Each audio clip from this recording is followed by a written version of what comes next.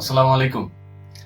একটা বিখ্যাত লোক, সে অবশ্য মুসলিম নয়, অ্যাপল কোম্পানির মালিক স্টিভ জবস, ও প্রায়ই বলে থাকে এই কথাটা, মানে যে কোনো কনফারেন্সে, স্টুডেন্ট কনফারেন্সে, যে তোমরা স্কিল অর্জন করো, সেটা যে কোনো ধরনের।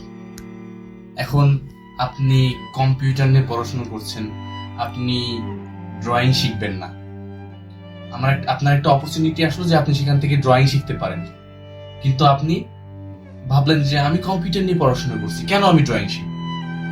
কিন্তু স্টিভ জবস বলছে কি কথা, যে আপনি যেখানেই পড়াশোনা করুন বা যাই করুন, আপনি যে কোনো ধরনের স্কিল অর্জন করুন, যেমনটা আমি করেছিলাম। মানে উনি বলছেন যেমনটা আমি করছিলাম। উনি কি করছেন? উনি ক্যালিগ্রাফি শিখছিলেন। ক্যালিগ্রাফি, উনি যে সময় ইউনিভার্সিটিতে পড়াশোনা করে, তখন উনি ক্যালিগ্রাফির কাজ শিখছিলেন। এমনি উনি জানতেন না যে এটা দিয়ে আমি কি করবো। ওনার অনেক ফ্রেন্ড বলছিল তুই কিসের জন্য এটা শিখতেছিস, কিন্তু উনি শিখছিল। আজব বিষয় দেখেন, ওনার স্কিলটা কোথায় উনি খাটাইছেন। অ্যাপেলের যে লোগোটা দেখছেন না, এটা কিন্তু উনি নিজে ডিজাইন করছেন।